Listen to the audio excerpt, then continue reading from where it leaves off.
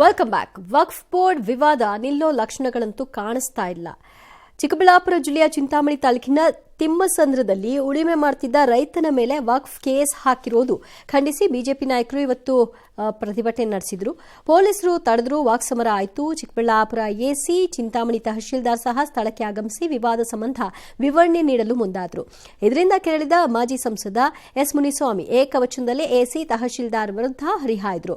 Zameer Ahmed Pakistan agent, ಪಾಕಿಸ್ತಾನದ ಉಗ್ರಗಾಮಿಗಳಿಗೆ ಜಮೀರ್ ಆಪ್ತ ಅಂತ ಕಿಡಿಕಾರಿದ್ರು. ಆದರೆ ಬಿಜೆಪಿಗರು ಕೋಮುಗಲಭೆ, ಶಾಂತಿ ಹಾಳು ಮಾಡಲು ಯತ್ನಿಸ್ತಾ ಇದ್ದಾರೆ, ಕಠಿಣ ಕ್ರಮ ತೆಗೆದುಕೊಳ್ತೀವಿ ಅಂತ ಪರಮೇಶ್ವರ್ ಎಚ್ಚರಿಸಿದ್ದಾರೆ. ಸಿದ್ದರಾಮಯ್ಯ ಅಲ್ಪಸಂಖ್ಯಾತರ ಚಾಂಪಿಯನ್, ಮುಸ್ಲಿಮರ ಹೀರೋ ಆಗೋಕೆ ಹೊರಟಿದ್ದಾರೆ ಅಂತ ಅಶೋಕ್ ಜರ್ದಿದ್ದಾರೆ. ಕುಮಾರಸ್ವಾಮಿ ಕೂಡ ಉಳ್ಳವರು ವಕ್ಫ್ ಆಸ್ತಿ ವಶಕ್ಕೆ ಪಡೆದಿರುವ ಬಗ್ಗೆ ಏನೂ ಕ್ರಮ ಆಗಿಲ್ಲ, ರೈತರು ಜಮೀನು ಮಾತ್ರ ವಕ್ಫ್ ಆಸ್ತಿ ಮಾಡಲಾಗ್ತಿದೆ, ಅಶಾಂತಿ ಉಂಟು ಮಾಡಲು ಸರ್ಕಾರ ಮಾಡಿರುವ ಮಹಾ ಅಪರಾಧ ಅಂತ ಹೇಳಿದರು. ಈ ಮಧ್ಯೆ ಮಾಜಿ ಸಚಿವ ಸಿಎಂ ಇಬ್ರಾಹಿಂ ಮಾತನಾಡಿ, ಮಂತ್ರಾಲಯ ಮಠದ ಜಾಗ ನವಾಬರದ್ದು, ಅದನ್ನ ವಕ್ಫ್ ಬೋರ್ಡ್ದು ಅಂತ ಯಾರಾದರೂ ಕೇಳಲು ಹೋಗಿದ್ರಾ? ಯಾರಿಗೂ ಆತಂಕ ಬೇಡ, ಡಿಸಿ ಪರಿಶೀಲನೆ ಮಾಡ್ತಾರೆ ಅಂತ ಹೇಳಿದ್ದಾರೆ. ಪಾಕಿಸ್ತಾನ ಏಜೆಂಟ್ ಜಮೀರ್ ಪಾಕಿಸ್ತಾನ ಉಗ್ರಗಾಮಿಗಳಿಗೆ ಇವರು ಹತ್ರ ಆಗ್ತಾರೆ. ಸಿದ್ದರಾಮಯ್ಯನವ್ರ ಮಂತ್ರಿ ಮಂಡಲ ಟೋಟಲ್ ಆಗಿ ಜಮೀರ್ ಅಹಮದ್ ಖಾನ್ ಅವ್ರಿಗೆ ಸರೆಂಡರ್ ಆಗ್ಬಿಟ್ಟಿದ್ದಾರೆ. ಟೋಟಲ್ ಆಗಿ ಯಾವುದೇ ಜಮೀನು ಇರಬೇಕು, ಯಾವುದೇ ದಾರಿಯಲ್ಲಿ ಹೋಗ್ತಾ ಹೋಗ್ತಾ ಈ ಆಂಜನೇಯ ದೇವಸ್ಥಾನ ಇದ್ರೆ ಕೂಡ ಅವರು ಇದನ್ನ ರಾಜಕೀಯ ಅಸ್ತ್ರವಾಗಿ ಉಪಯೋಗ ಮಾಡ್ತಾ ಇದ್ದಾರೆ. ಅದು ಕೋಮುಗಲಭೆಗೆ ಆಗ್ಬಹುದು, ಶಾಂತಿಯನ್ನು ಹಾಳು ಮಾಡೋ ರೀತಿಯಲ್ಲಿ ಏನೆಲ್ಲ ಆಗ್ಬಹುದು. ಅದಕ್ಕೆ ಅವರು ಈ ಪಾದಯಾತ್ರೆಯನ್ನ ಉಪಯೋಗಿಸ್ತಾ ಇದ್ದಾರೆ.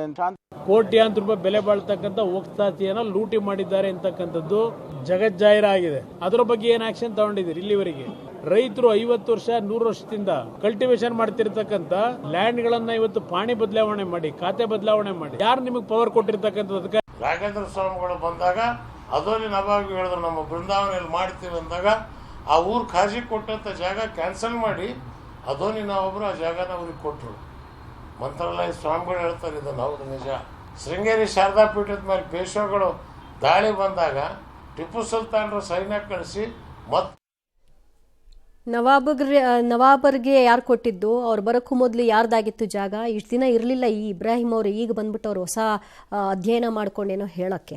ಇನ್ನು ಸಚಿವ ಜಮೀರ್ ಮತ್ತು ಕುಮಾರಸ್ವಾಮಿ ನಡುವಿನ ಕರಿಯ ಮತ್ತು ಕೆಸರು ವಿಚಾರದ ಬಗ್ಗೆ ಸಿಎಂ ಸಿದ್ದರಾಮಯ್ಯ ಮಾತನಾಡಿದ್ದು ಇಬ್ಬರ ಹೇಳಿಕೆಯನ್ನ ಒಪ್ಪುವಂತಹದ್ದಲ್ಲ ಅಂದಿದ್ದಾರೆ. ಇನ್ನು ಜಮೀರ್ ಕಾಂಗ್ರೆಸ್ ನಾಯಕರ ಹೇಳಿಕೆಗಳನ್ನ ಅವರಿಗೆ ಬಿಡೋಣ ಅಂತ ಕುಮಾರಸ್ವಾಮಿ ಹೇಳಿದ್ದಾರೆ.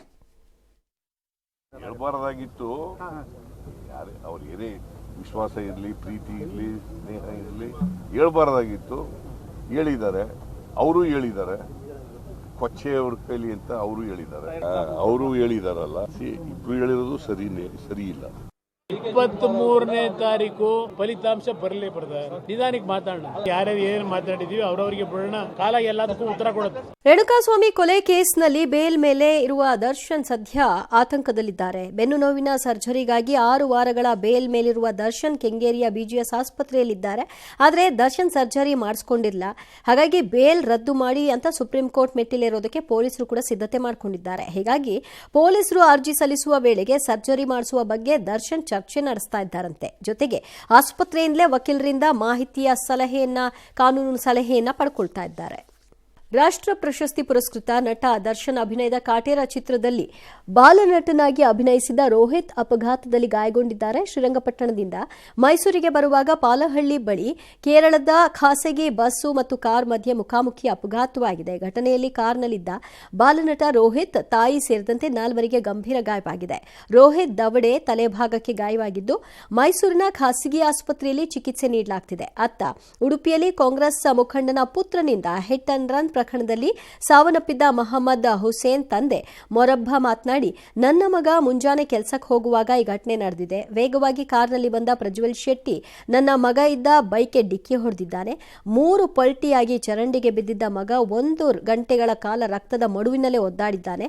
ಆರೋಪಿಗೆ ಕಠಿಣ ಶಿಕ್ಷೆ ವಿಧಿಸಬೇಕು ಅಂತ ಮೊರಬ್ಬ ಅವರು ಆಗ್ರಹಿಸಿದ್ದಾರೆ. ಉಡುಪುರದಿಂದ ಶ್ರೀರಂಗಪಟ್ಟಣದಲ್ಲಿ ಯಾವುದೋ ಕಾಲೇಜಲ್ಲಿ ಅವನಿಗೆ ಆನರ್ ಇತ್ತು, ಅದಕ್ಕೋಸ್ಕರ ಬರ್ತಾ ಇದ್ದ. ಅವಾಗ ಆಗಿರೋದು. ಈಗ ಪರವಾಗಿಲ್ಲ, ಸರ್ಜರಿ ಆಗಿದೆ ಅವನಿಗೆ. ಸರ್ಜರಿ ಆದ್ಮೇಲೆ ಅವನು ಓಕೆ ಆಗಿದ್ದಾನೆ, ಪರವಾಗಿಲ್ಲ. ಅವನು ಬೆಳಿಗ್ಗೆ ಕೆಲಸಕ್ಕೆ ಅಂತ ಹೊರಟಿದ್ದ 5 ಗಂಟೆಗೆ. 5 ಗಂಟೆಗೆ ಇಲ್ಲಿ ಆಕ್ಸಿಡೆಂಟ್ ಆಯ್ತು. 5 ಗಂಟೆಗೆಲ್ಲ ಸರೆಂಡರ್ ಆಗುವಾಗ ಗಾಡಿ ಫಾಸ್ಟ್ ಇತ್ತು, ಒಂದು ಗಾಡಿ ನೋಡ್ಲಿಕ್ಕೆ ಸಿಗ್ಲಿಲ್ಲ, ಅದು ಅಷ್ಟು ಫಾಸ್ಟ್ ಇತ್ತು ಗಾಡಿ. ಮತ್ತೆ ಇಲ್ಲಿ ಬಂದು ಹೊಡ್ಕೊಂಡು ಸೀದಾ ಹೋಗಿದ್ವಿ, ಗಾಡಿ ನಿಲ್ಲಿಲ್ಲ, ಜಂಪ್ ಮಾಡಿ ಗೇಟ್. ಆಂಬ್ಯುಲೆನ್ಸ್ಗೆ ಸೈಡ್ ಕೊಡದೆ ದಿಮಾಗ್ ತೋರಿಸಿದ್ದ ಡ್ರೈವರ್ಗೆ ಕೇರಳ ಪೊಲೀಸರು ಶಾಕ್ ಕೊಟ್ಟಿದ್ದಾರೆ. ಆಂಬ್ಯುಲೆನ್ಸ್ಗೆ ದಾರಿ ಬಿಡದೆ ಕಾರು ಓಡಿಸಿದ್ದಕ್ಕೆ 2.5 ಲಕ್ಷ ದಂಡ ಹಾಗೂ ಜೀವನ ಪರ್ಯಂತ ವಾಹನ ಓಡಿಸದಂತೆ ಲೈಸೆನ್ಸ್ ಅನ್ನು ಕ್ಯಾನ್ಸಲ್ ಮಾಡಿದ್ದಾರೆ. ಆದರೆ ತಾನು ಆಂಬ್ಯುಲೆನ್ಸ್ಗಿಂತ ವೇಗವಾಗಿ ಡ್ರೈವಿಂಗ್ ಮಾಡಿ ಮನೆ ಸೇರಿದ್ದೀನಿ ಅಂತ ಡ್ರೈವರ್ ವಾದಿಸಿದ್ದಾನೆ. ದೆಹಲಿ ವಿಧಾನಸಭಾ ಚುನಾವಣೆಗೆ ಇನ್ನು ಕೆಲವೇ ತಿಂಗಳುಗಳಷ್ಟೇ ಬಾಕಿ ಉಳ್ಕೊಂಡಿದೆ. ಈ ಹೊತ್ತಲ್ಲೇ ಆಮ್ ಆದ್ಮಿಗೆ ಶಾಕ್ ಇದು. ಪಕ್ಷದ ಹಿರಿಯ ನಾಯಕ ಸಚಿವ ಕೈಲಾಶ್ ಗೆಹ್ಲೋಟ್ ಆಪ್ಗೆ ಗುಡ್ ಬೈ ಹೇಳಿದ್ದಾರೆ. ಕೈಲಾಶ್ ಗೆಹ್ಲೋಟ್ ಗೃಹ, ಸಾರಿಗೆ, ಐಟಿ ಮತ್ತು ಮಹಿಳಾ ಮತ್ತು ಮಕ್ಕಳ ಅಭಿವೃದ್ಧಿ ಖಾತೆಗಳನ್ನು ನಿರ್ವಹಿಸ್ತಾ ಇದ್ರು. ಆಪ್ ಅಧ್ಯಕ್ಷ ಕೇಜ್ರಿವಾಲ್ಗೆ ರಾಜೀನಾಮೆ ಪತ್ರವನ್ನು ಸಲ್ಲಿಕೆ ಮಾಡಿದ್ದಾರೆ. ದೆಹಲಿ ಜನತೆಗೆ ಕೊಟ್ಟಿರುವ ಅನೇಕ ಭರವಸೆಗಳನ್ನು ನಾವು ಈಡೇರಿಸಿಲ್ಲ. ಶೀಶಮಹಲ್ ಹಗರಣ, ಯಮುನಾ ನದಿಯನ್ನು ಶುದ್ಧ ಮಾಡಿಲ್ಲ, ಮೂಲಭೂತ ಸೌಕರ್ಯವನ್ನು ಒದಗಿಸಿಲ್ಲ. ನಮ್ಮ ಬಹುಪಾಲು ಸಮಯವನ್ನ ಕೇಂದ್ರದ ಜೊತೆ ಹೋರಾಡೋದ್ರಲ್ಲೇ ಕಳೆದ್ರೆ ನಿಜವಾದ ಪ್ರಗತಿ ಹೇಗೆ ಸಾಧ್ಯ ಅಂತ ಪ್ರಶ್ನಿಸಿದ್ದಾರೆ. ಶಾಂತವಾಗಿದ್ದ ಮಣಿಪುರದಲ್ಲಿ ಮತ್ತೆ ಹಿಂಸಾಚಾರ ಭುಗಿಲೆದ್ದಿದೆ. ಜೊತೆಗೆ ಬಿಜೆಪಿಗೆ ಎನ್ಪಿಪಿ ಕೊಟ್ಟಿದ್ದ ಬೆಂಬಲ ವಾಪಸ್ ಪಡೆದಿದೆ. ಸಿಎಂ ಬೀರೇನ್ ಸಿಂಗ್ ರಾಜೀನಾಮೆಗೆ ಕಾಂಗ್ರೆಸ್ ಆಗ್ರಹಿಸಿದ್ದು, ಚುನಾವಣೆಗೆ ಆಗ್ರಹಿಸಿದೆ. ಇನ್ನು ದುಷ್ಕರ್ಮಿಗಳು ದರೋಡೆ ಮಾಡಿದ್ದಲ್ಲದೆ ಮನೆಗಳು, ವಾಹನಗಳಿಗೆ ಬೆಂಕಿ ಹಚ್ಚಿದ್ದು 23 ಕಿಡಿಗೇಡಿಗಳನ್ನು ಪೊಲೀಸರು ಬಂಧಿಸಿದ್ದಾರೆ. ವಿಶೇಷ ಕಾರ್ಯಾಚರಣೆ ನಡೆಸಿದ ಪೊಲೀಸರು ಪೂರ್ವ ಇಂಫಾಲ, ಬಿಷ್ಣುಪುರ ಜಿಲ್ಲೆಗಳಲ್ಲಿ ಕಿಡಿಗೇಡಿಗಳನ್ನು ಬಂಧಿಸಿ ಪಿಸ್ತೂಲ್, ಮದ್ದುಗುಂಡು, ಮೊಬೈಲ್ಗಳನ್ನು ಸೀಸ್ ಮಾಡಿದ್ದಾರೆ. ಕರ್ಫ್ಯೂ, ಅಂತರ್ಜಾಲ ಸೇವೆ ಬಂದ್ ಮಾಡಿಸಿದ್ರಿಂದ ಮೈಥೇಯಿ ಸಮುದಾಯ ಹಿಂಸಾಚಾರ ಮಾಡಿದೆ. ಸಿಎಂ ಬೀರೇನ್ ಸಿಂಗ್ ನಿವಾಸದ ಮೇಲೂ ಕೂಡ ದಾಳಿ ಮಾಡಿದ್ದಾರೆ. ನವೆಂಬರ್ 11ರಂದು ಜಿರಿಬಾಮ್ ಜಿಲ್ಲೆಯಲ್ಲಿ 3 ಮಹಿಳೆಯರನ್ನ ನಾಪತ್ತೆಯಾಗಿದ್ರು, ಶವವಾಗಿ ಈಗ ಪತ್ತೆಯಾಗಿದ್ದಾರೆ. ಜೊತೆಗೆ ಶಿಶುಗಳ ದೇಹಗಳು ಕೂಡ ಪತ್ತೆಯಾಗಿದ್ದು ಹಿಂಸಾಚಾರಕ್ಕೆ ಕಾರಣವಾಗಿದೆ. ಪ್ರಧಾನಿ ನರೇಂದ್ರ ಮೋದಿ ಅವರು 3 ದಿನಗಳ ವಿದೇಶಿ ಯಾತ್ರೆಯಲ್ಲಿದ್ದಾರೆ. ನೈಜೀರಿಯಾಗೆ ಭೇಟಿ ನೀಡಿದ್ದಾರೆ. ಇನ್ನು ಮೋದಿಗೆ ಭರ್ಜರಿ ಸ್ವಾಗತ ಕೂಡ ದೊರೆತಿದೆ. 17 ವರ್ಷಗಳ ಹಿಂದೆ 2007ರ ಅಕ್ಟೋಬರ್ನಲ್ಲಿ ಮನಮೋಹನ್ ಸಿಂಗ್ ನೈಜೀರಿಯಾಗೆ ಭೇಟಿ ಕೊಟ್ಟಿದ್ರು. ಇನ್ನು ಮೋದಿಗೆ ನೈಜೀರಿಯಾ ಸರ್ಕಾರ 2ನೇ ಅತ್ಯುನ್ನತ ನಾಗರಿಕ ಗೌರವ the grand commander of the order of the Niger ಎಂಬ ಗೌರವ ನೀಡಿದೆ. ನೈಜೀರಿಯಾ ಭೇಟಿ ಬಳಿಕ ಗಯಾನದಲ್ಲಿ G20 ಶೃಂಗ ನಡೆಯಲಿದೆ. ಡೇಟಿಂಗ್ ಆಪ್ ಮೂಲಕ ಪರಿಚಯವಾಗಿ ಮದುವೆಯಾಗುವುದಾಗಿ ನಂಬಿಸಿ ಅತ್ಯಾಚಾರವನ್ನು ಎಸಗಿರುವಂತಹ ಆರೋಪ ಹಿನ್ನೆಲೆ ಉತ್ತರಾಖಂಡ ಮೂಲದ ಯುವತಿಯೊಬ್ಬಳು ಠಾಣೆ ಮೆಟ್ಟಿಲೇರಿದ್ದಾಳೆ. ಕಳೆದ ಮಾರ್ಚ್ ತಿಂಗಳಿನಲ್ಲಿ ಯುವತಿಗೆ ಡೇಟಿಂಗ್ ಆಪ್ನಲ್ಲಿ ಡಿಜಿಟಲ್ ಮಾರ್ಕೆಟಿಂಗ್ನಲ್ಲಿ ಕೆಲಸ ಮಾಡ್ತಿರೋ ನಿಹಾಲ್ ಎಂಬಾತ ಪರಿಚಯ ಆಗಿದ್ದಾನೆ. ಬಳಿಕ ಯುವತಿಯನ್ನ ಪಾರ್ಟಿಗೆ ಅಂತ ಕರೆದುಕೊಂಡು ಹೋಗಿ ಹೋಟೆಲ್ನಲ್ಲಿ ಮತ್ತು ಬರುವಂತಹ ಔಷಧಿಯನ್ನ ಜ್ಯೂಸ್ನಲ್ಲಿ ಬೆರೆಸಿ ನಂತರ ಅತ್ಯಾಚಾರವನ್ನು ಎಸಗಿದ್ದಾನೆ, ಅಬಾರ್ಷನ್ ಮಾಡಿಸಿದ್ದಾನೆ ಅಂತ ಯುವತಿ ಆರೋಪಿಸ್ತಾ ಇದ್ದಾಳೆ. ನಿಹಾಲ್ ವಿರುದ್ಧ ಮಡಿವಾಳ ಪೊಲೀಸ್ ಠಾಣೆಯಲ್ಲಿ ಸಂತ್ರಸ್ತೆ ದೂರನ್ನ ಕೊಟ್ಟಿದ್ದಾಳೆ. ಇಂಟ್ರೆಸ್ಟಿಂಗ್ ವಿಚಾರ ಅಂದ್ರೆ ಇದೇ ರೀತಿ ಮತ್ತೊಬ್ಬ ಯುವಕನ ವಿರುದ್ಧವೂ 2023ರಲ್ಲಿ ಯುವತಿ ದೂರನ್ನ ಕೊಟ್ಟಿದ್ದಾಳೆ. ಮಡಿವಾಳ ಪೊಲೀಸರು ತನಿಖೆಯನ್ನ ಕೈಗೊಂಡಿದ್ದಾರೆ. ನಟ ಡಾಲಿ ಧನಂಜಯ್ ಡಾಕ್ಟರ್ ಧನ್ಯತಾ ಅವರ ಜೊತೆಗೆ ನಿಶ್ಚಿತಾರ್ಥವನ್ನ ನೆರವೇರಿಸಿಕೊಂಡಿದ್ದಾರೆ. ಹಾಸನದ ಅರಸೀಕೆರೆ ತಾಲೂಕಿನ ಕಾಳಿನಹಳ್ಳಿಯ ಅವರ ನಿವಾಸದಲ್ಲಿ ನಿಶ್ಚಿತಾರ್ಥ ನಡೆದದ್ದು. ಲಗ್ನ ಪತ್ರಿಕೆ ಬರೆಸುವ ಶಾಸ್ತ್ರವೂ ಕೂಡ ನಡೆದಿದೆ. ಫೆಬ್ರವರಿ 16ಕ್ಕೆ ಮೈಸೂರಿನಲ್ಲಿ ಇಬ್ಬರು ಮದುವೆಯಾಗಲಿದ್ದಾರೆ. ಈ ಮಧ್ಯೆ ರಿಷಬ್ ಶೆಟ್ಟಿಯ ಕಾಂತಾರ ಫ್ರಿಕ್ವೆಲ್ 2025ರ ಅಕ್ಟೋಬರ್ 2ಕ್ಕೆ ರಿಲೀಸ್ ಆಗ್ತಿದೆ. ಬಾಹ್ಯಾಕಾಶ ಕ್ಷೇತ್ರದಲ್ಲಿ ಭಾರತದ ಪಾರುಪತ್ಯ ಮುಂದುವರೆದಿದೆ. ಬಹುನಿರೀಕ್ಷಿತ ಸುಧಾರಿತ ತಂತ್ರಜ್ಞಾನದ ಹೈಪರ್ಸಾನಿಕ್ ಕ್ಷಿಪಣಿ ಪರೀಕ್ಷಾರ್ಥ ಪ್ರಯೋಗದ ಮೂಲಕ ಭಾರತ ಐತಿಹಾಸಿಕ ಕ್ಷಣಕ್ಕೆ ಸಾಕ್ಷಿಯಾಗಿದೆ.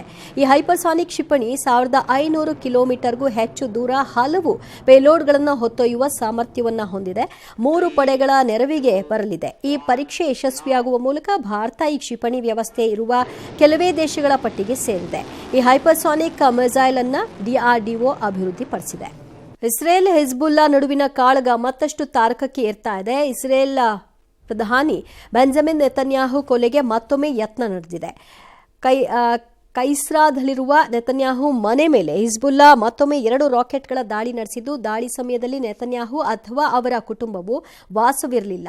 ಯಾವುದೇ ರೀತಿಯ ಹಾನಿ ಸಂಭವಿಸಿಲ್ಲ ಅಂತ ತಿಳಿದು ಬಂದಿದೆ.